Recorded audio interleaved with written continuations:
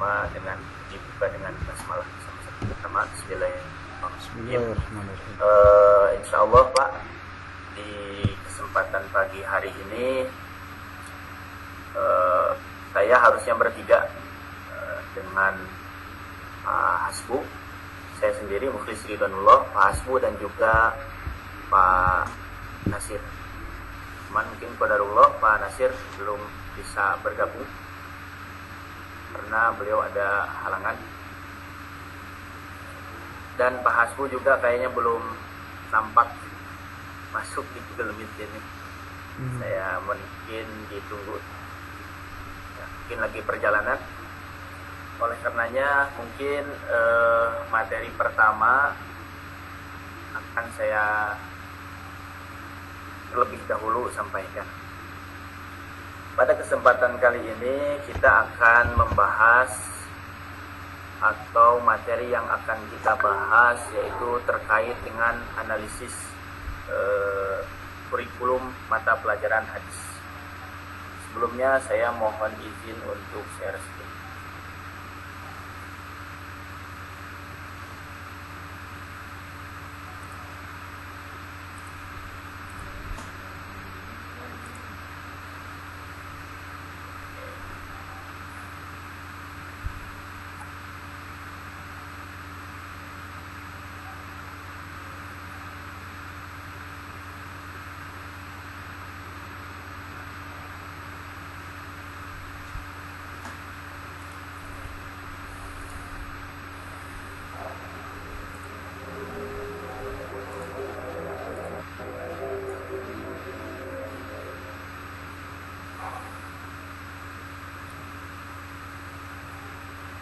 Baik Bapak Ibu, materi hari ini atau pagi hari ini terkait tentang analisis kurikulum mata pelajaran hadis. Setelah sebelumnya di pertemuan minggu lalu itu sudah dibahas terkait dengan analisis kurikulum mata pelajaran Al-Quran seperti itu.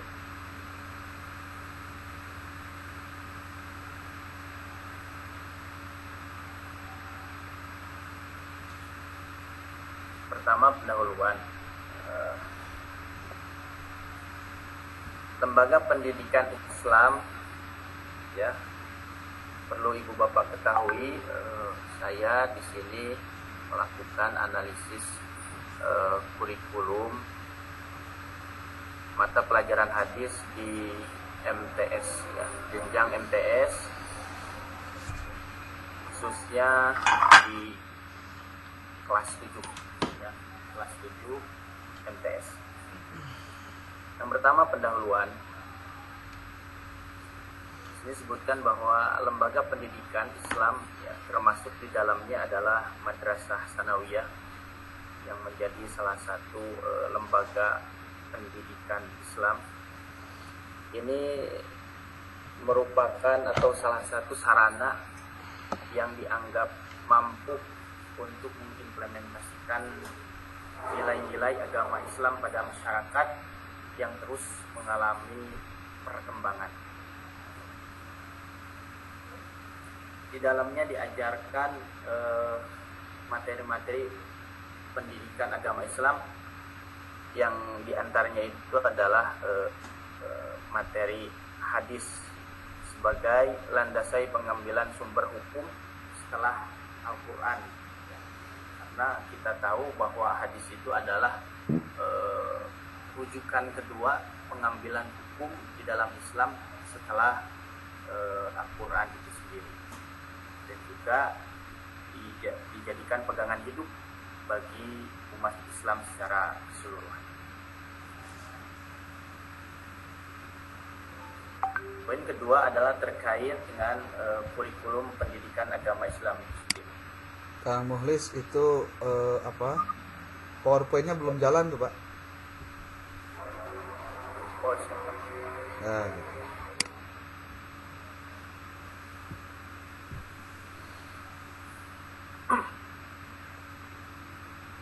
Baik, dilanjutkan. Eh, Selanjutnya adalah mau kita bahas tentang kurikulum pendidikan agama Islam itu sendiri. Saya membaca dan menyimpulkan bahwa kurikulum pendidikan agama Islam itu adalah kumpulan dari mata pelajaran yang diajarkan oleh seorang pendidik atau guru kepada siswa demi tercapainya tujuan daripada pendidikan agama Islam itu sendiri. Nah, di dalam kurikulum atau pengembangan kurikulum ini kita sudah membahas mungkin sering sekali terkait landasan-landasan yang melandasi pengembangan kurikulum. Yang pertama adalah terkait dengan landasan teologis. Kurikulum pendidikan agama Islam memiliki landasan teologis yang sangat kuat sebagai panduan dalam pengembangan kurikulum. Ya, karena PAI ini adalah sebagai salah satu mata pelajaran yang memegang peranan penting dalam membentuk pemahaman agama Islam di kalangan peserta didik sendiri. Terlebih itu juga termasuk dalam mata pelajaran al-hadis. Yang kedua adalah landasan psikologis. Di sini disebutkan bahwa psikologi atau psikologis adalah ilmu yang mempelajari tingkah laku manusia. So, psikologi juga ini menjadi landasan terbentuknya sebuah kurikulum. Oleh karenanya dalam kurikulum mata pelajaran al-hadis di sekolah yang saya teliti itu yakni di MTS 4 Bandung Barat ini adalah mempunyai landasan kurikulum terkait dengan psikologi karena yang berhubungan dengan aspek perkembangan perilaku para siswa atau peserta didik. Selanjutnya adalah landasan sosiokultural atau landasan sosial budaya. Landasan sosiokultural yaitu landasan yang menjadi tumpuan berpikir yang berdasarkan kepentingan nilai-nilai masyarakat serta norma-norma atau tradisi yang melekat pada sebuah masyarakat.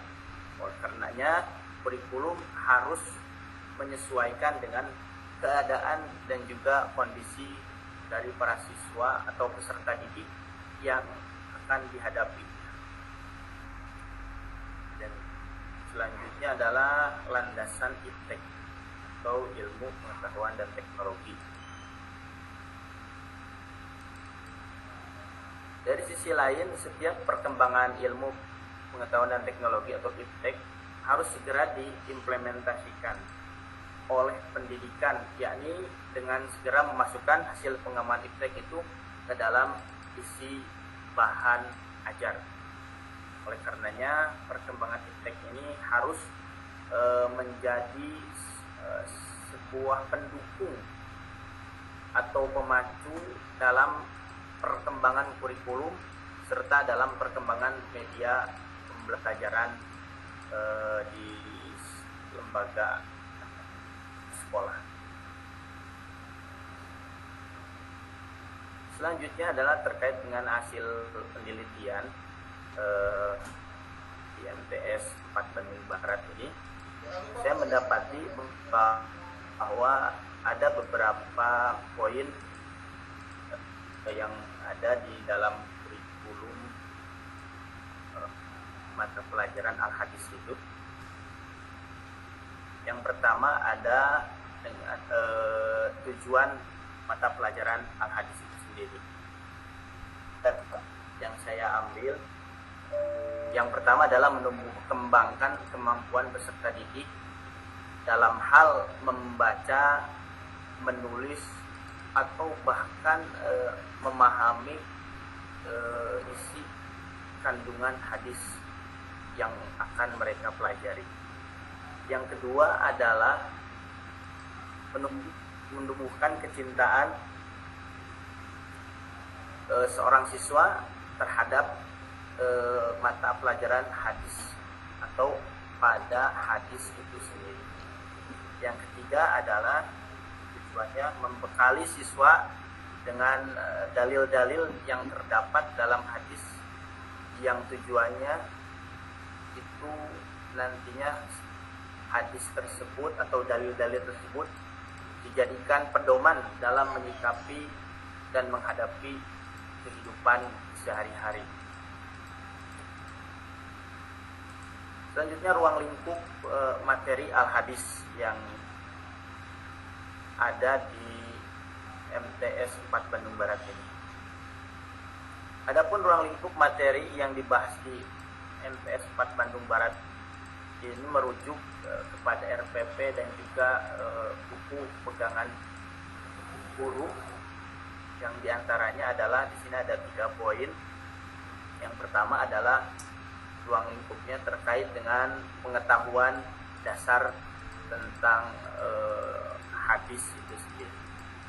Yang kedua adalah belajar menerjemahkan makna atau menerjemahkan makna yang merupakan pemahaman, interpretasi, dan menerapkan isi kandungan hadis dan memperkaya khazanah intelektual.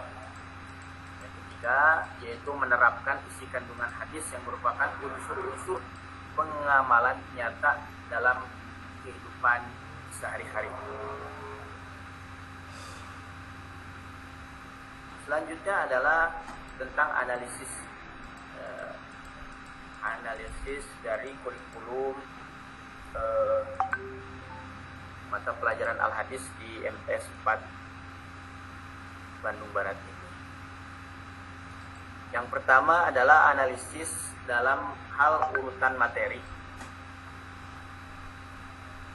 Di sini sebutkan secara umum urutan materi yang disajikan dalam buku pembelajaran al-hadis ataupun lain sebagainya di kelas 7 Madrasah Sanawiyah ini sudah cukup baik, karena ada 3 poin yang membuat peneliti merasa cukup. Yang pertama adalah materi pertama itu diawali dengan pembahasan tentang al-hadis, ini sebagai pedoman hidup yang mencakup di dalamnya pengertian al-hadis, fungsi hadis dalam kehidupan manusia, dan al-hadis sebagai pedoman hidup manusia. Selanjutnya adalah materi kedua membahas tentang mencintai al-hadis, mencakup penjelasan bagaimana mencintai hadis, perilaku orang yang mencintai al-hadis, dan manfaat berperilaku mencintai al-hadis. Dan poin ketiga membahas hadis tentang ciri iman dan ibadah yang diterima Allah Subhanahu wa taala, mencakup penjelasan hadis tentang iman dan ibadah dikaitkan dengan fenomena kehidupan dan akibatnya, serta iman dan ibadah yang diterima di sisi Allah Subhanahu wa taala. Itu yang analisis dari urutan materi yang saya rasa udah cukup baik. Selanjutnya adalah dalam hal analisis relevansi materi dengan kompetensi inti. Di makalah atau di artikel saya mencantumkan beberapa kompetensi inti dan juga kompetensi dasar. Ya, secara umum materi yang dirumuskan dalam kompetensi dasar sudah sesuai dengan kompetensi inti 1 atau K1 untuk kompetensi inti sikap spiritual, K12 untuk kompetensi inti sikap sosial, dan K1 juga untuk kompetensi inti pengetahuan. Di dalamnya termasuk pemahaman konsep. Selanjutnya analisis relevansi materi dengan kebutuhan siswa. Materi yang disajikan dalam buku pembelajaran al-hadis ya, untuk siswa khususnya di sini kelas 7 di Madrasah Sanawiyah 4 Bandung Barat ini sudah sesuai dengan kebutuhan siswa sesuai kebutuhan siswa di dalam menghadapi era atau zaman globalisasi saat ini, ya.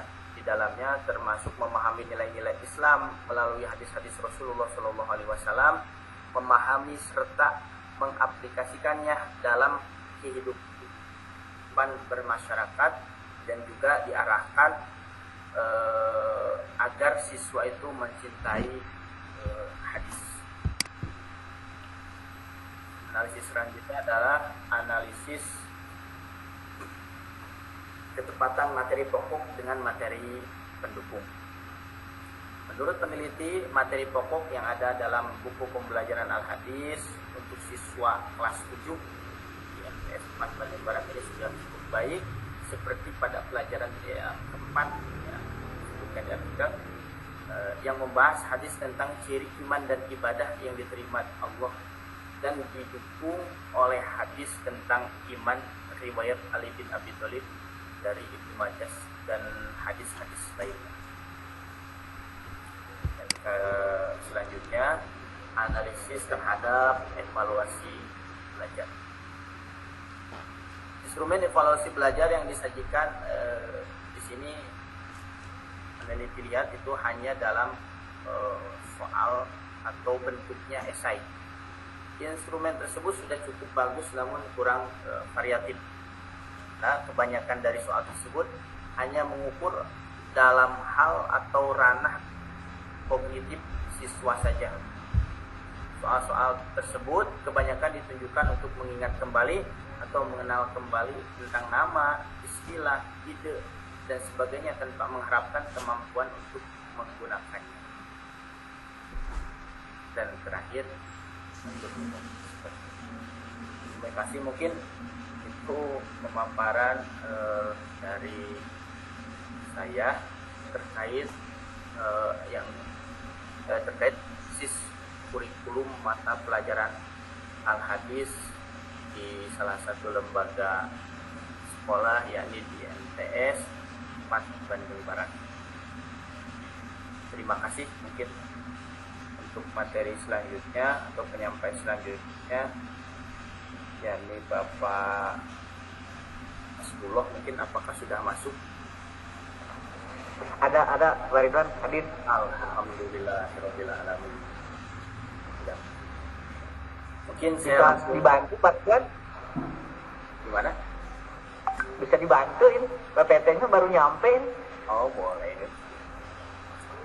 Yang senang hati Pak Bu. Bentar ya.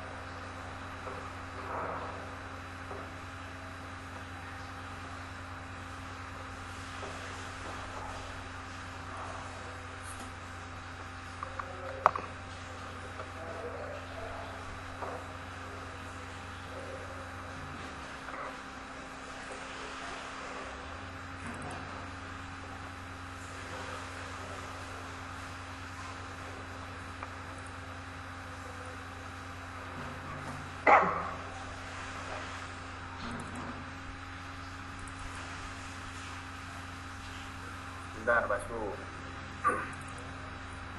Siap, nyantai. 9 ya.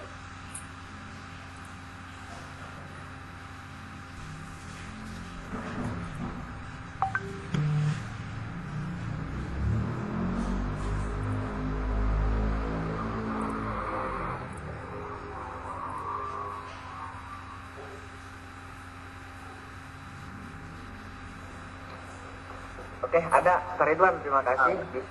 Langsung saja gimana? Silahkan Pak Bu, saya serahkan langsung. Yang cepat Pak Bu. Bismillahirrahmanirrahim. Assalamualaikum warahmatullahi wabarakatuh.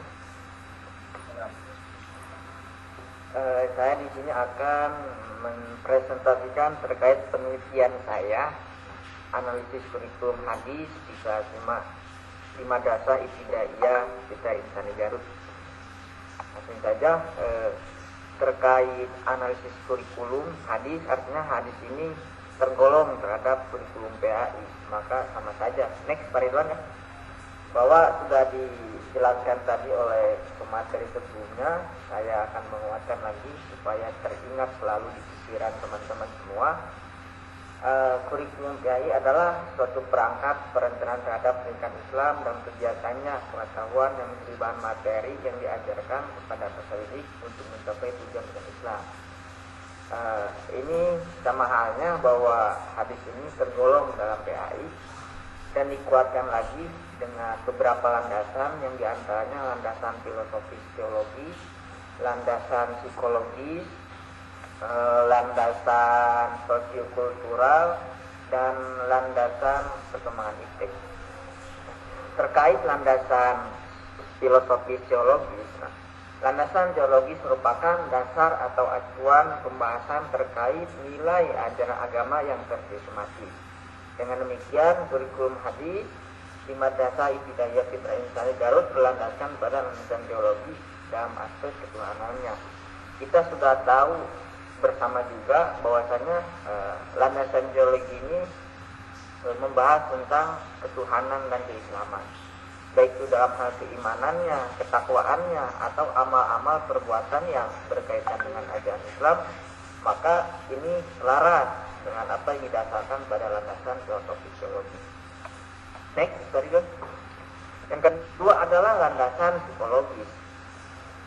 Landasan psikologis adalah kurikulum hadis di Madrasah Ibtidaiyah Fitrah Insani mengacu pada dua asumsi psikologi. Di antaranya perkembangan kurikulum plus peserta didik dan kajian psikologi belajar. Namun penerapan tersebut disesuaikan dengan materi pembelajaran yang disampaikan pada kelas. Nah, bahwasannya apa yang maksud dengan perkembangan kurikulum plus peserta didik ini? Nah, kalau kita membahas terkait perkembangan kurikulum dan peserta didik dalam aspek landasan psikologi, artinya ini kurikulum tersebut mengacu kepada kebutuhan peserta didik, kemampuan peserta didik, apa yang dibutuhkan oleh peserta didik, cara bagaimana memahami peserta didik itu kan pasti berbeda-beda, sehingga menjadi suatu landasan dalam penerapan kurikulum hadis tersebut. Yang kedua adalah psikologi belajar. Kalau misalkan kita membahas terkait psikologi belajar, artinya kita mengacu kepada teori-teori belajar yang berbasis psikologi, baik itu teori kognitif, humanistik, atau psikomotorik. Lalu landasan sosiokultural. Kurikulum hadis yang dilandaskan pada landasan sosiokultural adalah kurikulum yang disesuaikan dengan kondisi masyarakat dan diharapkan pendidik mampu menyesuaikan dengan lingkungan masyarakat dengan mengamalkan materi hadis yang lepas. Bahwasanya nanti di depan atau di artikel juga sudah dijelaskan bahwa di kelas 5 ini pembahasan hadis ini ada dua aspek. Yang pertama adalah keutamaan memberi dan juga beramal soleh. Nah, artinya diharapkan dan mampu. Jadi si peserta didik ini bisa terbiasa dan bisa mengamalkan materi-materi yang diajarkan dan juga sesuai dengan kurikulum hadis yang dilandaskan dengan landasan sosiokultural. Next, yang terakhir adalah landasan perkembangan iptek.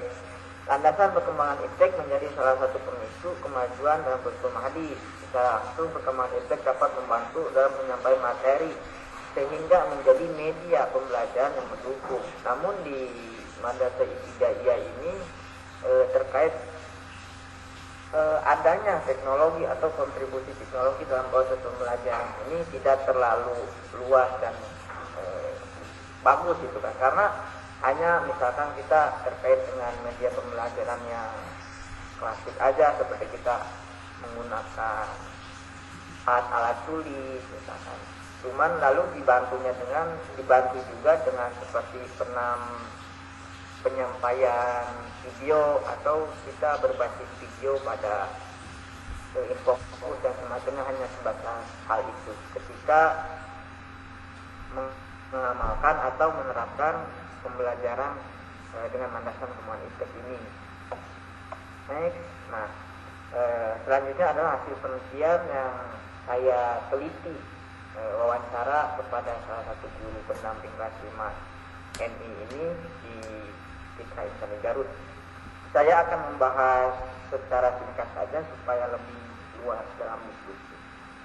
Nah, mata pelajaran hadis pada kelas 5 Madrasah Ibtidaiyah Citra Insan di Garut. Nah, ini materinya ini 2 dalam 1 tahun ini. Ketika saya melihat buku acuannya, ternyata ada hadis yang membahas tentang keutamaan berbagi dan juga hadis tentang amal soleh. Jadi ini penerapannya gimana? Nah, bagaimana tujuannya? Lalu apa tujuannya? Nah, 1, meningkatkan kecintaan peserta terhadap hadis. Artinya kalau misalkan kita membahas tentang kecintaan terhadap hadis, berarti kecintaan juga terhadap Rasul kan. Maka ini digolongkan terhadap landasan teologis. Yang kedua adalah mengenali dalil hadis sebagai pedoman dan petunjuk dalam kehidupan. Nah, di sini kita dijelaskan dalam pembelajarannya, dalam praktek pelaksanaannya. Nah, jadi guru itu menjelaskan, mengenalkan kepada sadik bahwa ada sumber lain selain Al-Quran, yaitu hadis. Gitu. Jadi hadis juga menjadi suatu dalil sebagai pedoman petunjuk bagi umat manusia, umat muslim dalam kehidupan sehari-hari. Sehingga ini dikategorikan terhadap landasan teologi. Yang ketiga, menumbuh kembangkan kemampuan peserta didik dalam membaca dan menulis hadis. Sama karena ketika ada kemampuan terhadap hadis yang dikuasai pendidik, maka ini dikategorikan menurut saya pribadi teologi. Yang keempat adalah meningkatkan pemahaman peserta didik dan mengamalkan dan dari materi hadis. Nah, ini juga tergolong beberapa landasan bersama teologi, psikologis, dan kultural. Kenapa? Untuk pemahamannya kita dikategorikan kepada landasan teologi. Kalau misalkan dalam aspek psikologisnya adalah kedewasaan, karena kalau misalkan kan materi itu ada salah satunya memberi itu atau beramal soleh lah, amal baik.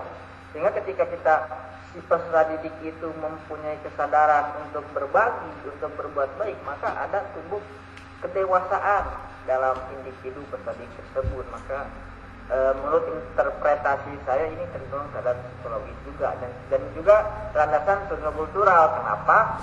Karena ketika membagi dan beramal soleh, artinya ini berkaitan dengan orang lain, berarti ada hubungan sosial. Selanjutnya ada lingkup materi hadis. 1, pengetahuan dasar membaca dan menulis hadis, sehingga dalam pelaksanaannya diharapkan dan mampu peserta tersebut bisa belajar menulis Arab, karena kebanyakan ketika kita melihat bahwa ketika menulis Arab dan menulis Latin itu agak berbeda. Berbedanya ketika kita terbiasa dengan menulis huruf biasa, tapi huruf Arab itu ketika sedikit juga cangkem, capek dan itu semacam, sehingga itu harus dibiasakan. Yang kedua adalah hafalan hadis pendek dan pemahaman sederhana tentang arti dan makna kandungannya. Misalkan dalam pembelajarannya kita dikenalkan dengan hadis-hadis pendek yang memang mampu makna sederhana dari hadis tersebut bisa masuk, dipahami, dimengerti oleh peserta didik. Ini tergolong teologis karena pemahamannya, psikologis karena sifat kedewasaan. Yang ketiga adalah pemahaman dan pengamalan melalui keteladanan dan pembiasaan mengenai hadis yang berkaitan dengan keutamaan bagi dan amal soleh sesuai dengan materi yang diajarkan. Karena dalam 1 tahun ini materi hadis itu ada 2, membagi dan amal soleh. Nah, sehingga tujuan ini harus disesuaikan dengan materi yang diajarkan dan tergolong terhadap teologis dan kultural. Kompetensi lulusan, nah, yang dinilai adalah sikap, pengetahuan, dan keterampilan. Sikap memiliki perilaku yang mencerminkan sikap beriman. Nah, ini bisa dibaca di dalam artikel juga ada. Sehingga tergolong kepada kenapa teologis, karena sikap yang berkaitan dengan keagamaan, keadaan agamaan. Nah, ini bisa dibaca oleh teman-teman semua, karena saya malam awal udah dikasih supaya bisa berdiskusi selanjutnya. Lalu pendekatan pembelajaran hadis. 1. Apa pendekatan yang diterapkan? Nah, diterapkan ketika saya wawancara dengan salah satu guru pendamping tersebut, ada 3 katanya. Yang pertama ada pendekatan rasional. Pendekatan yang menekankan pada aspek hafalan dalam pelaksanaan proses pembelajaran pendekatan ini dilaksanakan dengan proses berpikir dan penarikan kesimpulan. Artinya ketika pembelajaran ada hafalan tersebut tujuannya untuk apa? Mengasah cara berpikir, cara menghafal peserta didik. Tentunya untuk misalkan ketika paham peserta didik dan bisa, itu tergolong kepada teologi. Kalau misalkan psikologisnya adalah ketika mampu mengamalkan dari materi yang diajarkan, maka tergolong ke dalam landasan psikologis. Kedua adalah pendekatan emosional dan pembiasaan. Pendekatan tersebut dilakukan dengan upaya menyentuh perasaan perilaku peserta didik guna untuk mengarahkan peserta didik dan mengawasi sikap peserta didik. Karena ini pendekatan ini dari hati ke hati, karena untuk mengenal peserta didik juga harus kita harus tahu perasaan, bagaimana sikap anak didik, misalkan semacamnya. Yang ketiga adalah pendidikan keteladanan menjadi figur untuk didik. Ini adalah peran guru. Artinya guru ketika memberikan arahan, pelajaran terkait memberi atau beramal soleh, artinya harus dicontohkan dengan apa kompetensi keteladanannya. Tersebut diharapkan supaya peserta didik bisa mencontoh dan melihat perbuatan atau aksi tingkah dari peran guru yang didasarkan pada kompetensi kepribadian. Next, strategi pembelajaran hadis. Nah, strateginya ini satu, strategi interaktif. Jadi dapat belajar dari temannya dan guru terkait materi yang dibahas. Jadi maksudnya tidak hanya pada proses pembelajaran di kelas, melainkan di luar itu ketika peserta didik tidak mengerti, tidak paham dan ingin menanyakan sesuatu pertanyaannya bisa di luar pelajaran, bisa menanyakan kepada guru, bisa juga menanyakan kepada temannya. Lalu metode pembelajaran hadis, metode yang digunakan pada pelaksanaan pembelajaran hadis diantaranya metode ceramah, pemberian tugas, metode demonstrasi. Metode tersebut disesuaikan dengan materi yang akan disampaikan pada proses pembelajaran. Ini. Nah, terima kasih. Mungkin itu presentasi singkat dari saya. Saya mengharapkan diskusi dari teman-teman semua. Saya kembalikan kepada moderator. Baik, terima kasih Pak Asbu yang sudah menyampaikan materinya terkait analisis kurikulum mata pelajaran al-hadis. Ya. Cuma berdua kita ya, harusnya bertiga dengan Pak Muhammad Nasir. Pak Nasirnya nggak ada? Qadarullah beliau berhalangan atau sudah izin ya, syar'i. Jadi hanya kita berdua saja iya. yang Ya. ya hanya berdua Pak yang melakukan presentasi dan membuat artikel. Oke. Silakan tanya jawab Itu dulu. saja mungkin dari kita. Silakan mungkin saya kembalikan ke audiens, ke teman-teman. Barangkali ada hal-hal yang dari Bapak kita Pak diskusi saja, silakan. Ya.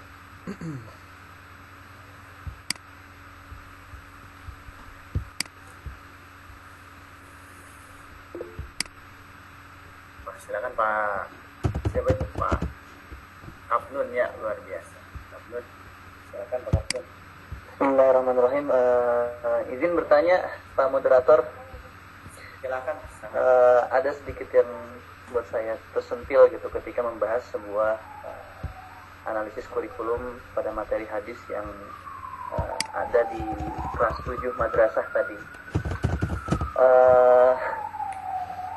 Masalah yang sering terjadi ketika membahas anak-anak kelas 7 ini, banyak dari siswa saat pelajaran Al-Quran hadis, karena memang ada sebagian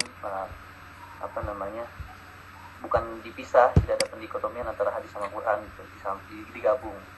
Nah, saya mulai dari masalah dulu ya. Masalah yang sering muncul dari siswa saat belajar hadis itu biasanya kurang minat terhadap pelajaran hadis. Ya, efeknya akhirnya dampaknya para siswa tidak menguasai mata pelajaran tersebut. Dan ini masih menurut saya sih faktor yang menyebabkan hal tersebut yang pernah saya tanyakan ke para siswa itu salah satunya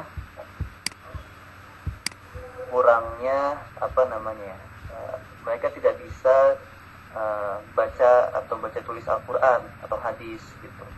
Padahal hampir semua pokok bahasan PAI di sekolah muatan-muatannya itu dengan ayat Al-Quran, dengan hadis-hadis Nabi.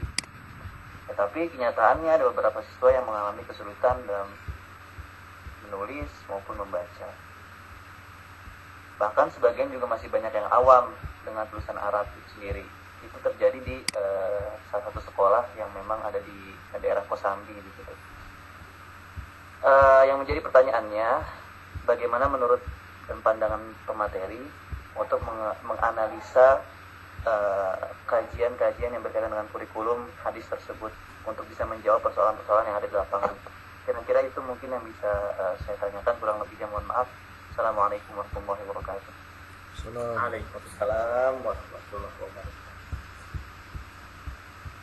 Terima kasih Pak Kapten atas pertanyaannya terkait permasalahan di lapangan ya terkait dengan mata pelajaran hadis. Selanjutnya mungkin belum dijawab atau menyiapkan jawabannya gitu kan. Yang lain dulu silakan. Pak Ustadz Yusuf Hamdani, channel silakan.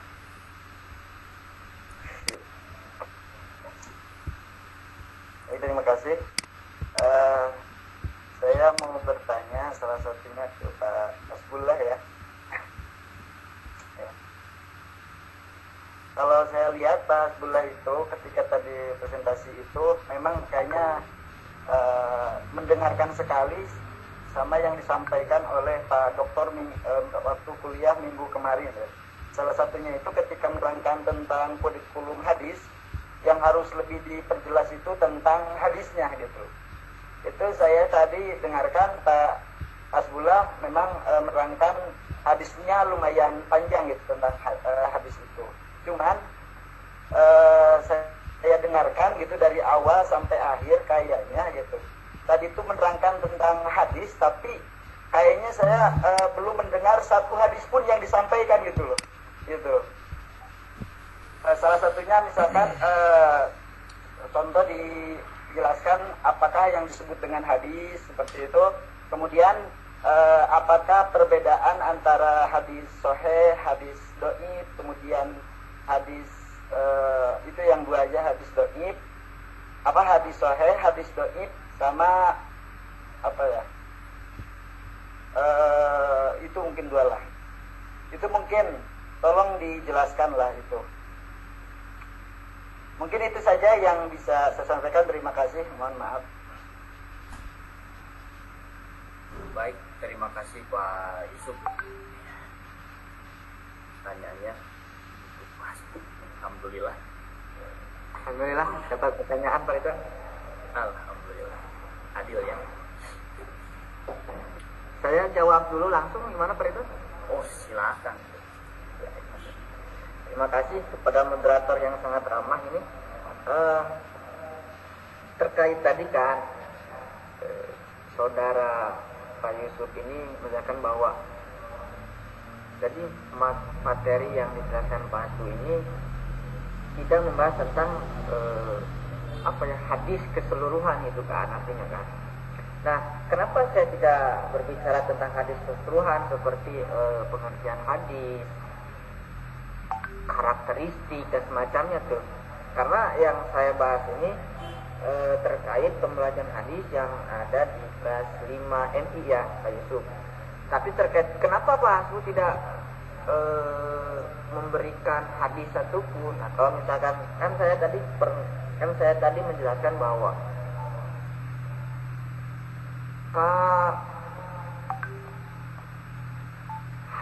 pelajaran hadis yang berada di kelas 5 MI ini ada dua materi ya. Yang pertama adalah keutamaan membagi dan yang kedua adalah beramal soleh. Nah, saya menjelaskan terkait susunan yang tertera pada ketika saya mendengarkan minggu kemarin, menurut saya ini maksimal gitu kan. Terkait tujuan kurikulum hadis itu apa tuh, misalkan. Lalu lingkup materinya, sangat kelulusannya gimana. Lalu materi yang disampaikan ini itu dilandaskan pada keempat landasan tersebut. Lalu apakah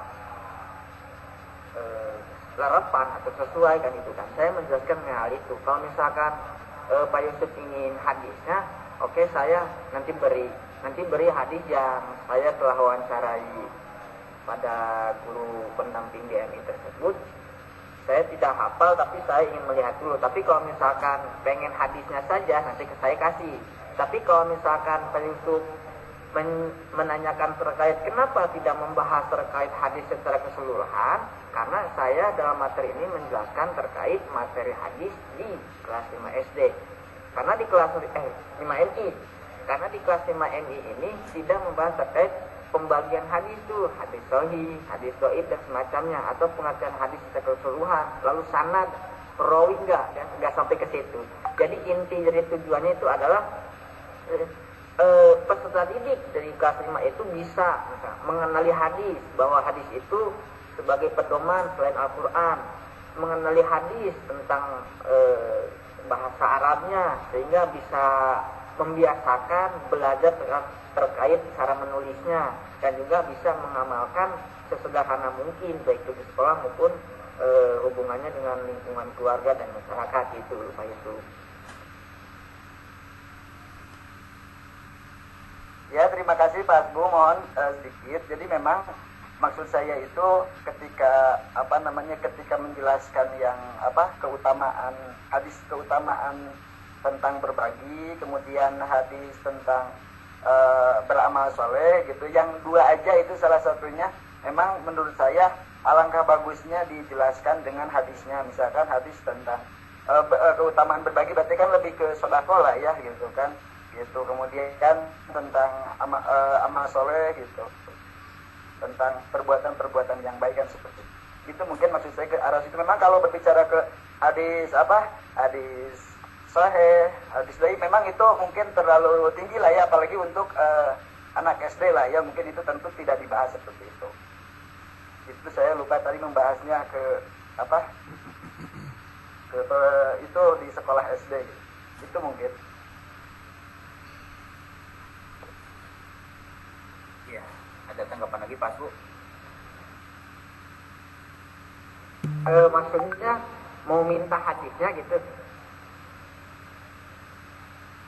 Betul Pak, betul. Bentar, saya nyari dulu bekasnya, oke? Mungkin bisa dilanjut dulu ke pertanyaan selanjutnya. Takutnya agak lama. Siap. Terima kasih Pak Bu atas kesempatan untuk menjawab dari pertanyaan Ustaz Kapun ya, dan bertanya terkait permasalahan yang ada atau sering dihadapi kan pendidik, itu kurang minat untuk mempelajari hadis. Dan salah satu faktornya tadi beliau menyebutkan bahwa kurangnya siswa atau peserta didik itu dalam hal mungkin kemampuan dalam membaca dan juga menulis hadis, akhirnya malas. Hal itu wajar mungkin, apalagi mungkin dalam tingkat MI tadi kurang bisanya menulis ataupun membaca, jadi itu termasuk wajar karena memang usia atau jenjang seperti itu, saya rasa dalam hal membaca, apalagi itu tulisan Arab, itu akan sedikit kesulitan seperti itu. Nah, solusinya seperti apa jika mungkin para peserta didik itu atau siswa itu malas atau kurang minatnya di dalam mempelajari hadis? Mungkin itu kesalahannya atau kurangnya itu di dalam hal satu pendekatan pembelajarannya itu sendiri. Pendekatan pembelajarannya itu ada yang salah, ataupun dalam hal metode pembelajarannya mungkin membosankan. Akhirnya sudah nggak bisa baca, nggak bisa nulis, metode pembelajarannya pun membosankan. Mungkin bisa diakali dengan satu tadi, mungkin metode pembelajarannya yang interaktif, atau mungkin bisa menerapkan metode pembelajaran yang membuat siswa senang dan juga menumbuhkan rasa minat untuk bisa belajar al-hadis. Yang kedua adalah kenali mungkin gaya belajar siswa itu sendiri, ya. Kita harus memahami, ya, psikologi daripada peserta didik kita. Kenapa dia malas atau kurang minat dalam hal belajar al-hadis. Ya, mungkin solusi atau mungkin dari saya, ya, pengetahuan, buat suasana belajar yang menyenangkan para siswa seperti itu, dengan yang menegangkan. Mungkin itu sih Pak Kapnun, intinya satu pendekatan yang juga mungkin terkait dengan metode pembelajaran yang bisa diotak-atik atau mencari metode pembelajaran yang bisa menyenangkan dan juga menumbuhkan rasa minat belajar siswa terhadap mata pelajaran hadis. Itulah Pak Kapnun. Jelas, Pak Ridwan. Ya, saya serahkan ke Pak Hasbu. Nah, saya udah ketemu nih satu Pak Yusuf. Jadi yang dipelajari di kelas 5 itu salah satu hadisnya seperti dari Abu Hurairah, "Idza matabna Adam in qata amaluhu ila min salasin benakotin jariyatin aw ilmiyan tabubi awal disolihin yadulah." Nah, itu salah satunya tuh ketika saya nyari nih berkasa itu tentang beramal soleh Pak Yusuf.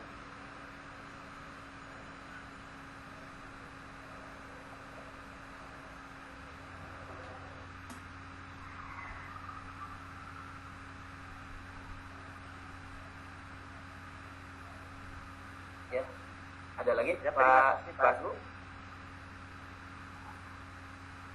Ini lemah nih. Berapa YouTube? Nah, saya nyari yang berbaginya nih belum ketemu, bentar.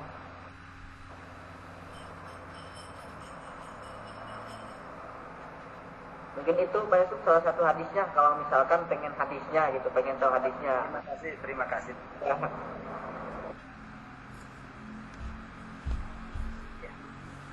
Nah, Pak Yusuf sudah nyebutkan, terima kasih. Nanti sudah terjawab, atau mungkin barangkali nanti belum puas, bisa kita sama-sama dengarkan dari Pak Dokter. Mungkin sebelum ke Pak Dokter, apakah ada lagi mungkin hal-hal yang perlu didiskusikan? Teh Miska sepertinya mau bertanya. Iya, sepertinya. Silakan Teh, kalau mau menambahkan mungkin, kalau bisa menambahkan dari diskusi kita pagi hari ini.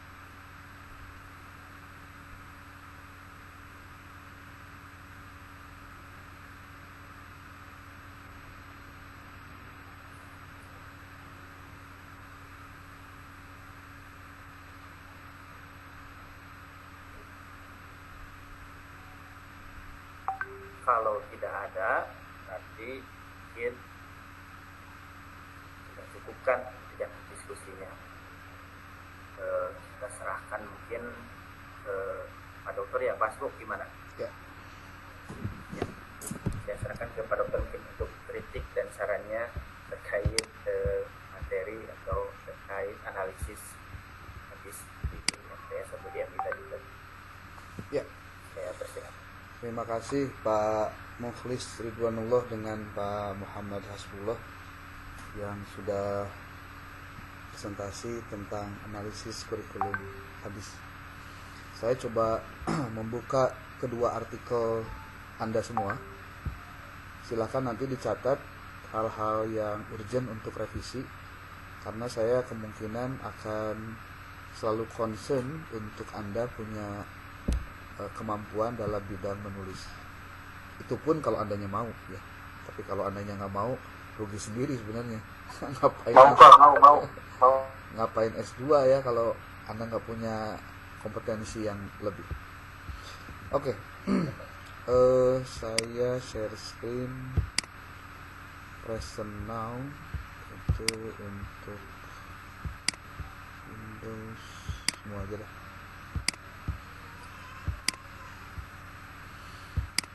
Oke, sekarang saya masuk ke punyanya Pak Hasbullah dulu deh. Tadi yang presentasi pertama siapa? Pak Muhlis ya? Hasbullah ya? Pak Muhlis. Ya. Betul, Pak.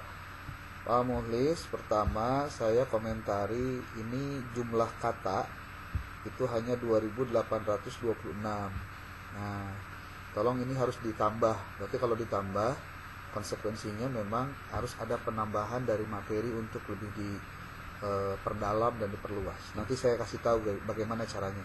Ini juga buat teman-teman yang lain, mudah-mudahan bisa sedikit banyak kita terus menerus mengupdate pengetahuan dan penulisan ya. Pertama di kata nih, ya, pertama. Kemudian yang kedua dari jumlah referensi. Kalau saya melihat jumlah referensi ini 1, 2, 3, 4, 5, 6, 7, 8, 9, 10, 11, 12, 13, 14. Hanya 14 buah. Nah ini rada-rada kurang banget ya, kurang banget. Oke, yang kedua, yang ketiga boleh dicatat nih, bisa lupa, adalah penulisan berdasarkan tidak menggunakan Mendeley ini, Pak Muhlis. Ini kalau saya cek di Ctrl A, ini nggak hitam nih, kecuali kalau memang Anda menggunakan reference Mendeley-nya yang reference manager, Mendeley manager yang warna yang terbaru, itu memang tidak ada bentuk hitam kalau di blok ya, tapi ketahuannya nanti pada saat masuk ke referensi. Nah, ini ketika Anda menggunakan navigation pane, ini memudahkan untuk proses review ya. Terima kasih sudah melakukan itu. Kemudian yang ketiga itu, yang keempat adalah tentang judul. Kita masuk ke atas untuk judul. Saya sebelum lupa nih, Bu, yang kemarin presentasi itu siapa? Bu Martina ya? Bu Martina. Nah, sudah revisi belum?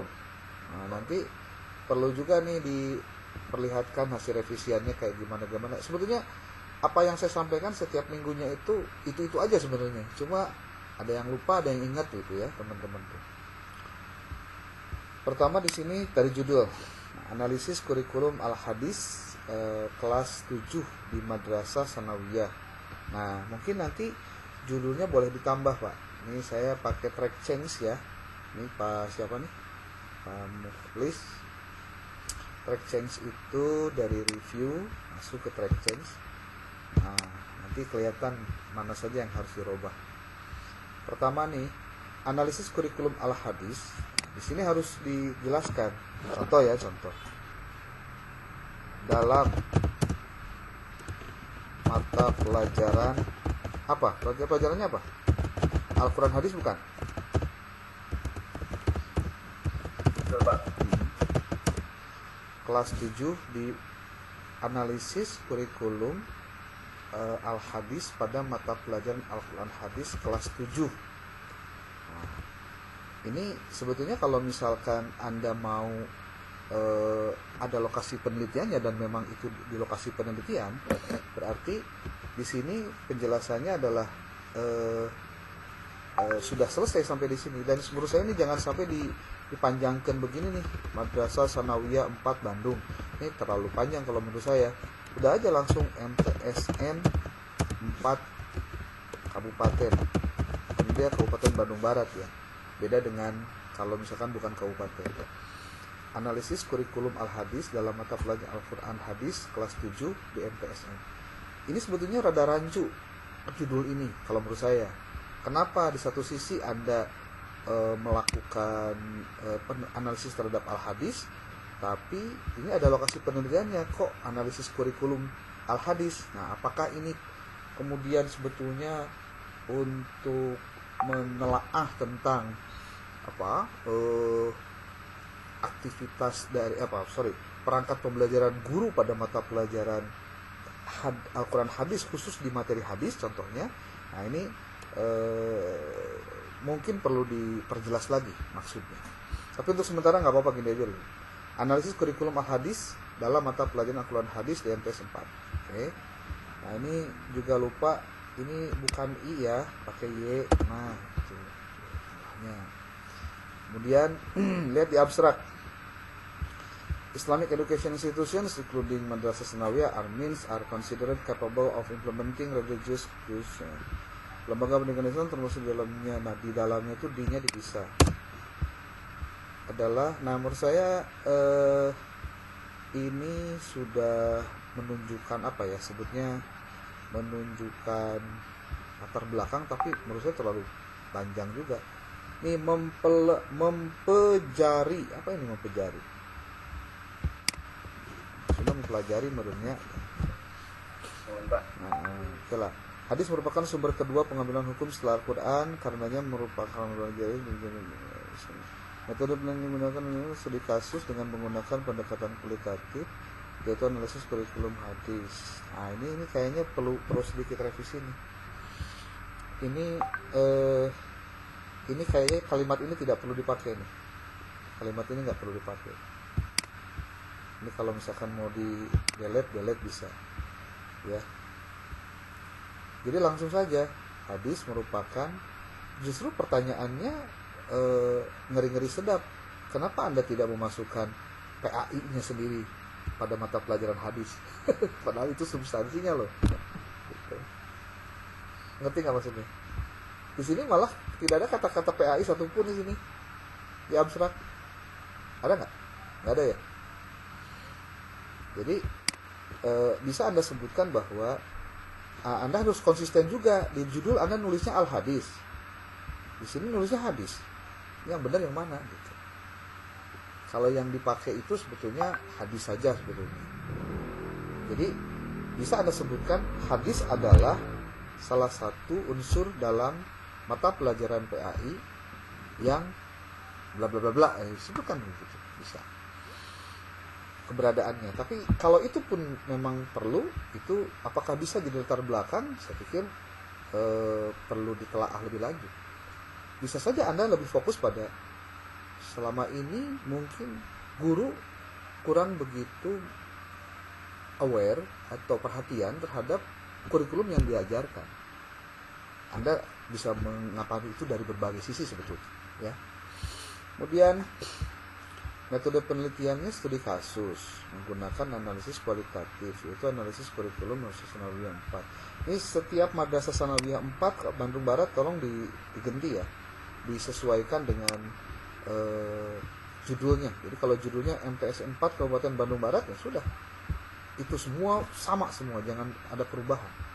Jangan ada yang satu MTS N4, yang satu MTS Negeri 4. Nah, itu tuh keliru tuh, ya. Kemudian ini sebetulnya kalau dilihat Pak siapa nih? Mukhlis ya. Beberapa kalimatnya sebetulnya gini. Mulailah pendahuluan itu dengan kata-kata yang diketahui banyak orang, Pak. Disebutnya what is known. Noun.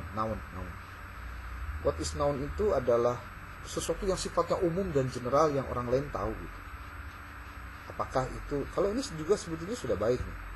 Lembaga pendidikan Islam termasuk dalam Madrasah Sanawiyah adalah sarana yang mampu menghasilkan nilai-nilai pada keagamaan. Nah, baiknya ini Anda kutip dari mana? Jadi sebutnya gini. Anda membuat sebuah pernyataan, dan pernyataan itu Anda cari referensinya yang menguatkan pendapat Anda. Gitu. Dan biasakan harus terstruktur gitu ketika menyusun sebuah kalimat. Contoh, saya berikan contoh begini. Contoh, dimulai tidak dari lembaga pendidikan Islam dulu, Pak. Kalau menurut saya terlalu jauh. Langsung saja fokus pada pendidikan agama Islam, karena fokus kita sebetulnya ingin menjelaskan tentang itu. Contoh nih, pendidikan agama Islam adalah mata pelajaran yang memiliki kekhususan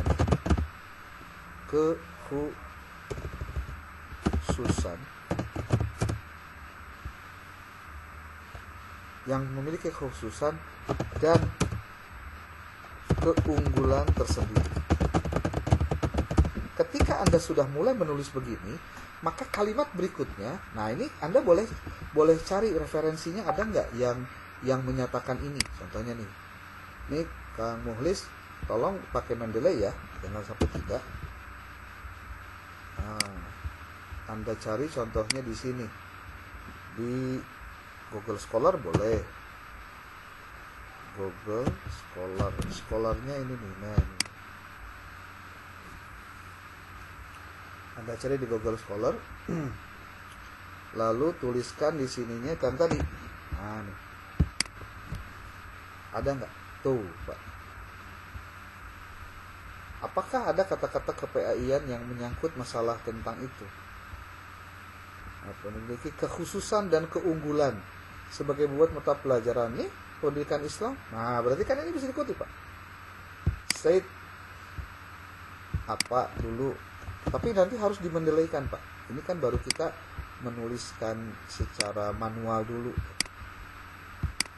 Ini contoh nih. Nah, tulis dulu ini. Berarti ini manual dulu ya. Saya bilang manual dulu. Nanti tinggal dimendelaikan. Ta'rif, koma, tahun berapa itu?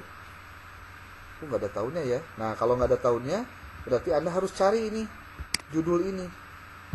Carinya di mana? Ya, carilah di internet. Nah, cari di sini nih.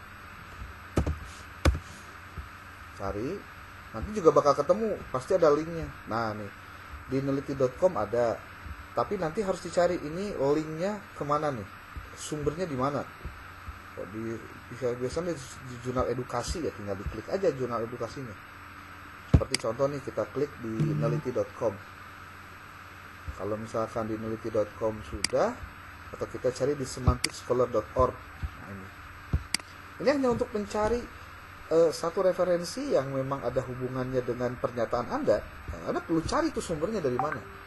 Pastikan yang namanya sumber Anda itu harus sudah ada nih ya. Oke, coba kita cek nanti. Nah, view via publisher, dicek di publishernya. Publishernya berarti dicari dari penerbitnya, supaya nanti Anda bisa juga mencari apakah, nah ini nih, di publisher edukasi. Ini Sinta 2 ini. Tuh.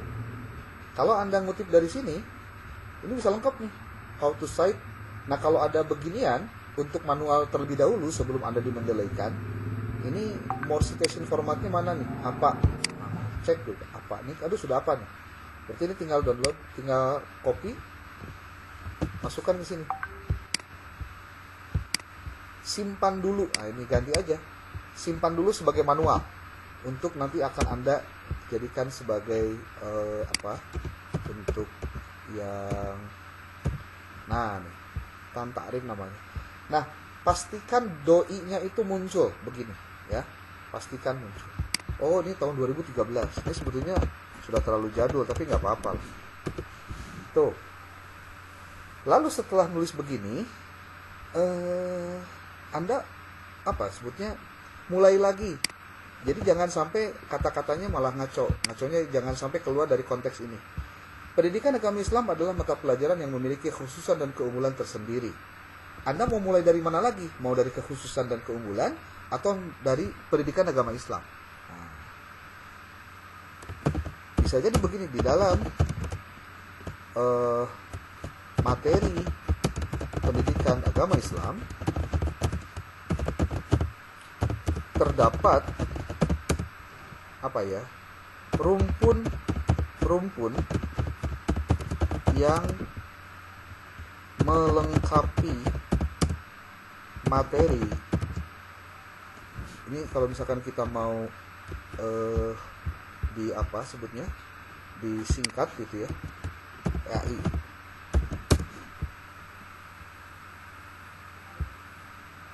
Ini juga dilengkapi, di PAI kan saja Untuk selanjutnya pasti PAI.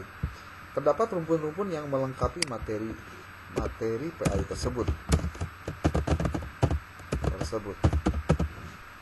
yaitu Al-Quran, hadis, akidah, kemudian fikih, kemudian apa lagi? Sejarah,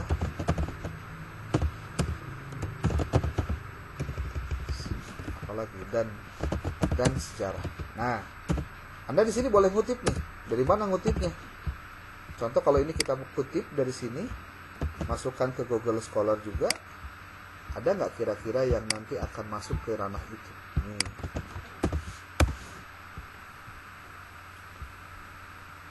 Nah, dari terdapat buku strategi mengajar pada mata pelajaran PAI, Al-Quran, hadis, fikih, akidah. Oh, akhlak juga belum masuk ya. Ini bisa masuk nih. Buku Said. Sebetulnya bagusnya ini ngerujuknya ke kurikulum. Nanti silakan cari dalam kurikulum, contohnya di di kurikulum di KMA 183. KMA 183 2019. Kalau tidak salah ya. Nanti ini diperbaiki aja. Ini pasti kudu diperbaiki. Intinya ngambil dari KMA deh. Ini ngutipnya dari KMA. Nih, ini ngutip. Tuh. Ini dari belum satu paragraf nih ya, baru kalimat-kalimat tersebut. Dalam pembelajaran PAI, kita ganti deh. Di materi,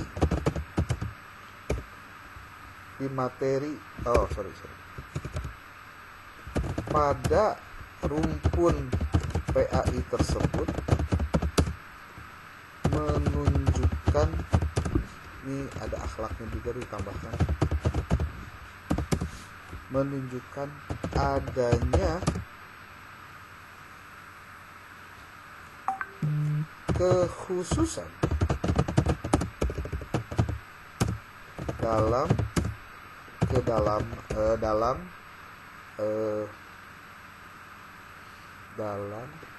pembelajarannya. Pada rumpun PAI tersebut menunjukkan adanya kekhususan dalam pembelajarannya, baik dari sisi kurikulum, materi, kemudian metode, evaluasi, dan lain sebagainya. Kalau Anda mau mengutip juga, silahkan lagi kutip lagi dari mana. Salah satu materi yang perlu mendapatkan perhatian dari guru PAI saat mengajar adalah materi hadis. Nah gitu. Aduh, dia ditelepon nih. Sudahlah, telepon saya nanti, telepon ulang.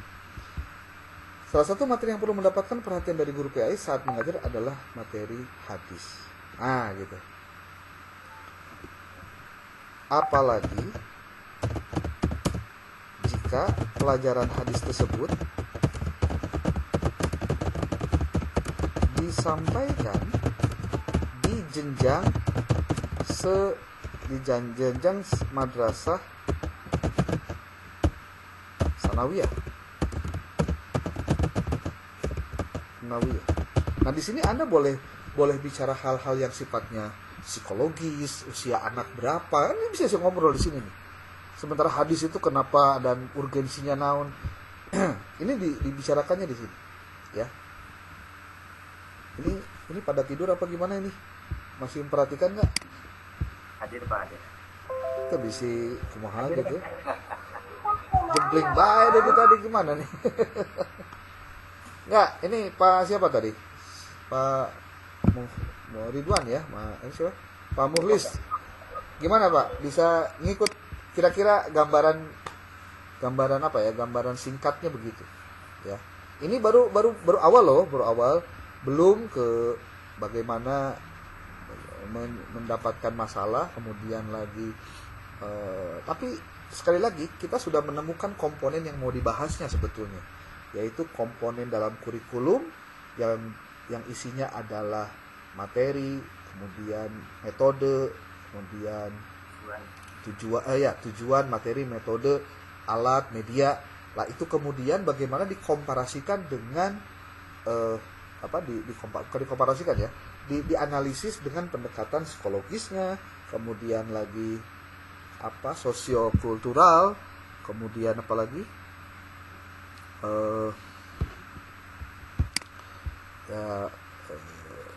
teknologi, kemudian satu lagi adalah teologis, filosofis teologis.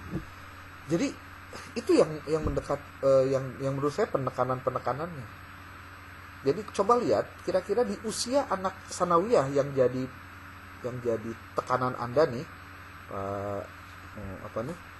Pak Ridwan, sebetulnya apa yang seharusnya disampaikan ketika hadis itu diberikan. Bahkan kalau menurut saya, pertanyakan, itu hadis di materi ini cocok nggak sih diberikan kepada anak itu? Gitu. Bahkan apakah bahkan pada akhirnya harus ada pernyataan begini, bagaimana si guru mengajarkan hadis ini di usia anak seperti itu? Itu menurut saya pertanyaan yang paling menohok gitu, yang perlu disampaikan. Bukan berarti bukan apa-apa. Bayangkan kalau misalkan anak itu disampaikan hadis, materi hadis tentang jihad, yang jihadnya kudu ngebunuh kafir. Itu kan gimana nih? Yang sampai terjadi ini kan berarti ada ketidaksinkronan guru dalam memahami materi, termasuk juga hadis yang harusnya dia bawakan. Kan hadis itu banyak Pak. Yang bicara hadis tentang jihad itu banyak sekali. Kalau yang jihad yang dimaksud adalah jihad perang, padahal belajar juga itu jihad, gitu maksudnya. Itu sedikit gambaran untuk materinya ini ya. Mukhlis. Terus lagi ini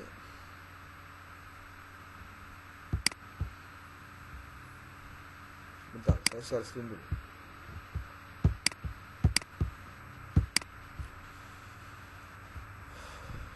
Oke, lanjut ke yang lain. Pokoknya prinsipnya begitu Pak, ya, prinsipnya begitu. Siapa? Saya pikir setiap paragraf itu tolong Anda mengutip. Tapi mengutipnya bukan aina orang mengcopy paste pendapat orang, bukan begitu. Jadi kita berpendapat dulu, lalu coba cari referensi mana yang membuat kita membuat itu. Kita harus cepat membuat paper Pak, jangan lama. Kalau lama buat paper nanti Anda nggak bisa ngerjain yang lain, gitu ya. Kemudian di sini metode penelitian, di sini dijelaskan. Oke, nanti kita coba buat yang lebih standar Pak.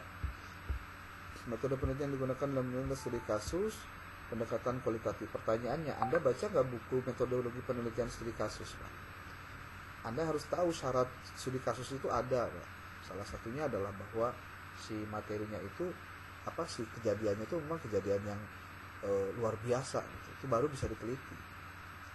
Jadi kalau hanya sebatas penelitian lapangan untuk menjelaskan saja, itu penelitiannya kualitatif dengan pendekatan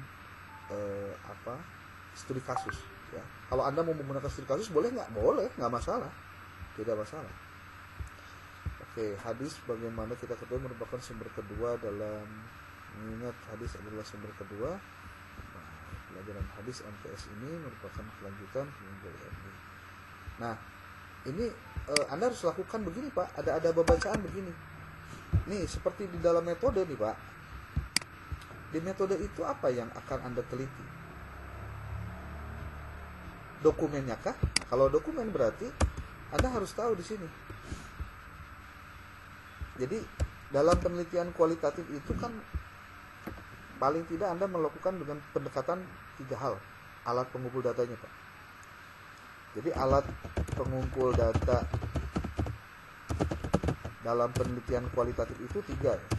1 wawancara, 2 studi dokumen,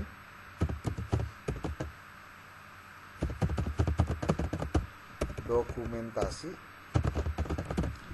yang satu lagi adalah observasi, Pak.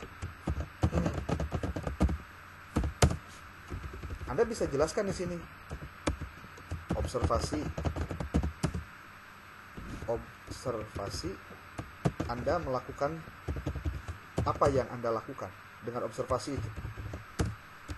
Kemudian wawancara. Bagaimana Anda melakukan wawancaranya? Ke siapa? Dan apa? Lalu observasi, wawancara, satu lagi studi dokumentasi. Kalau dokumentasi, dokumen apa yang Anda telaah?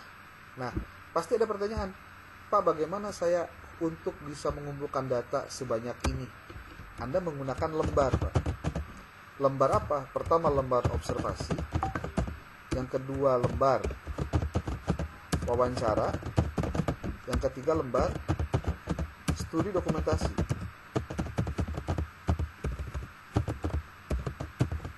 Inilah yang sebetulnya alat yang digunakan oleh Anda ketika akan melakukan penelitian ini. Nah, sekarang bagaimana cara untuk bisa mendapatkan lembar observasi ini? Gampang, Pak. Anda gunakan teknologi canggih, daya namanya teknologinya, Pak. Pakai ChatGPT coba. Nah, gitu. Gimana caranya? Buatkan lembar observasi untuk penelitian dengan judul Analisis Kurikulum PAI kurikulum Al-Quran Hadis, kurikulum hadis pada materi pada mata pelajaran Al-Quran Hadis pada MTS kelas 7. Lembar observasi untuk penelitian. Kira-kira dia akan memberikan jawaban apa? Ya. Sekali lagi, ini tidak menjamin 100% bahwa ini benar, tapi paling tidak Anda punya gambaran, Pak, untuk itu. Dia pasti akan memberikan gambaran begini, observasinya nih. Tuh, cermati isi dari kurikulum mata pelajaran Al-Quran Hadis MTS kelas 7, tinjau komponen-komponen kurikulumnya ada atau tidaknya. Nah, ini berarti Anda lihat di kurikulum hadisnya dulu, Pak, di KMA 183 184. Catat temuan-temuan yang menarik dan relevan untuk dianalisis. Khusus yang di kelas 7 saja, yang materi hadisnya. Kemudian nanti Anda harus bisa menjawab pertanyaan ini untuk observasi. Anda jelaskan dulu tuh temuannya apa gitu. Nah, nanti kalau misalkan Anda kesulitan untuk mendapatkan bagaimana cara mengobservasinya, Anda pakai alat ini seperti ini, Pak. Pakai apa? Pakai ini nih. Nomor aspek yang diobservasi,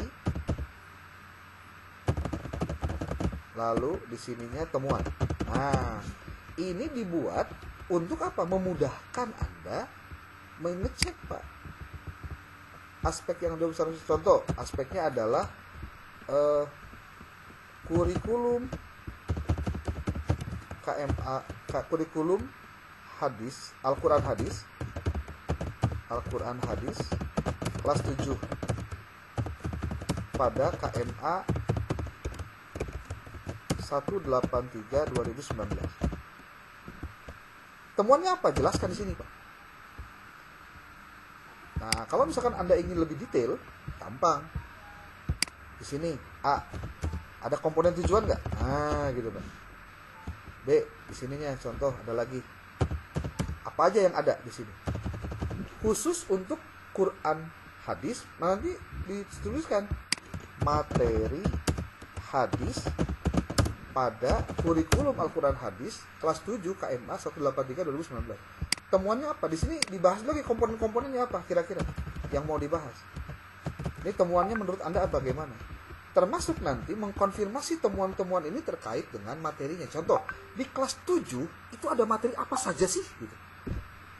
Kelas 7 nih, materinya apa saja sih untuk hadis? Untuk hadis. Coba Anda telaah. Materinya seperti apa?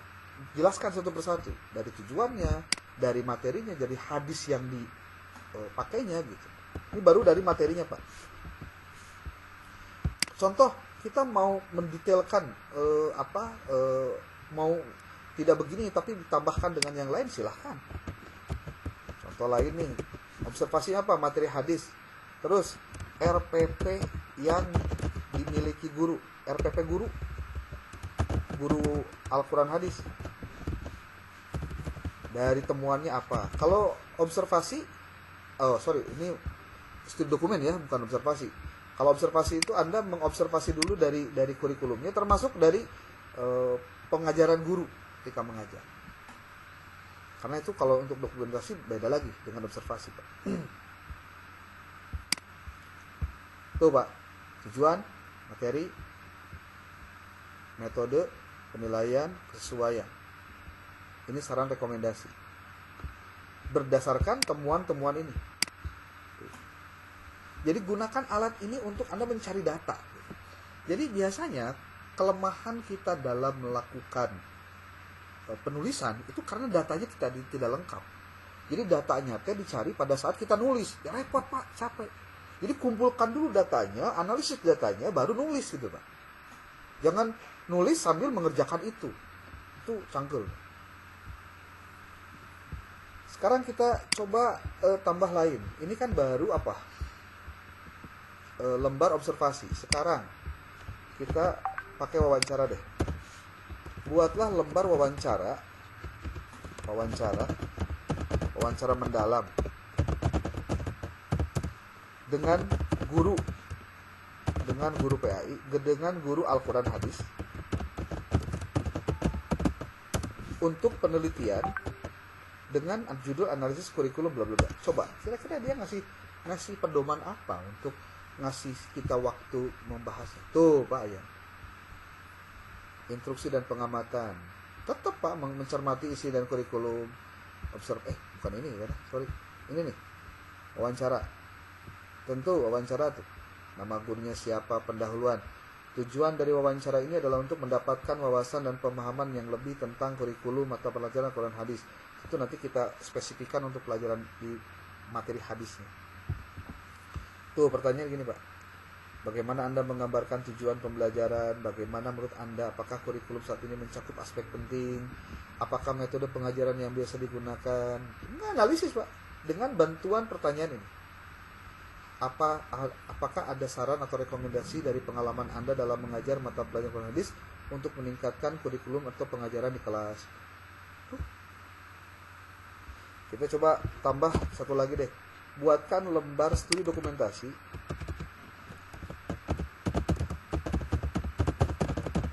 untuk penelitian dengan judul bla bla bla. Nah, tuh, Pak. Lembar studi dokumentasi untuk mengecek punya RPP enggak gitu.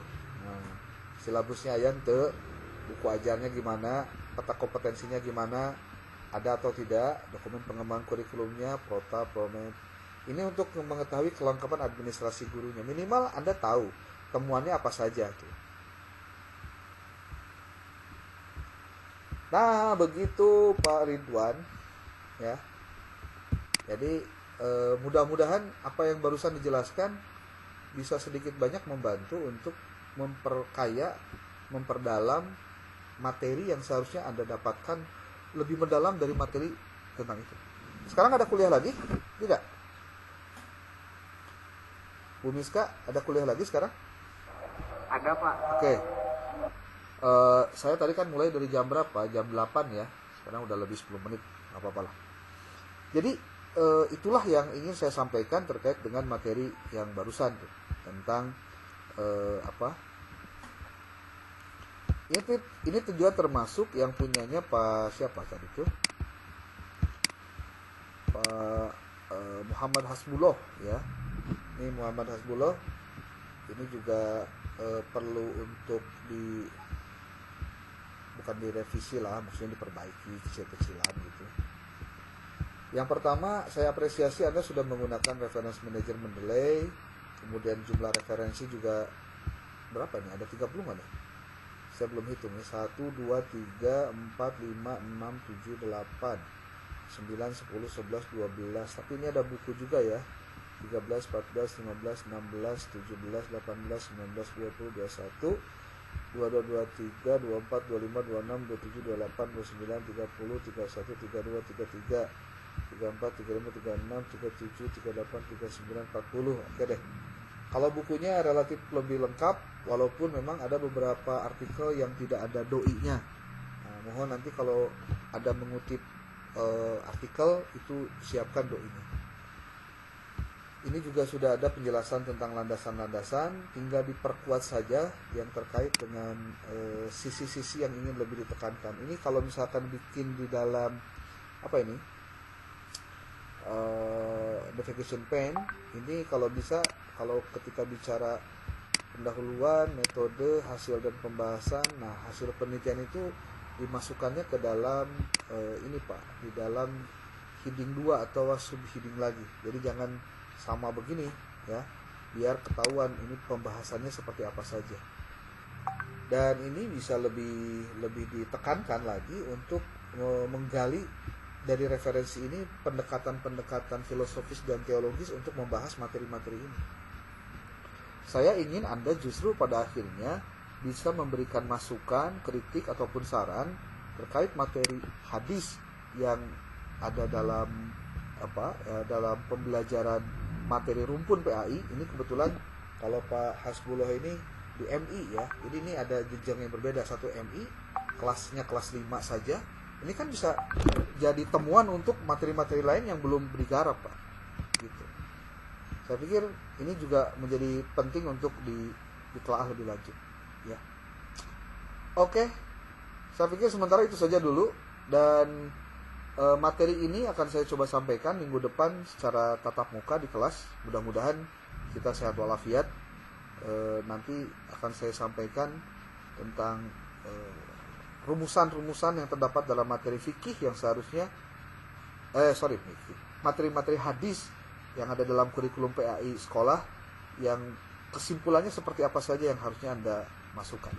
Saya minta Anda juga coba menelaah hasil riset-riset orang lain terkait kritik mereka terhadap mata pelajaran PAI di madrasah atau di sekolah.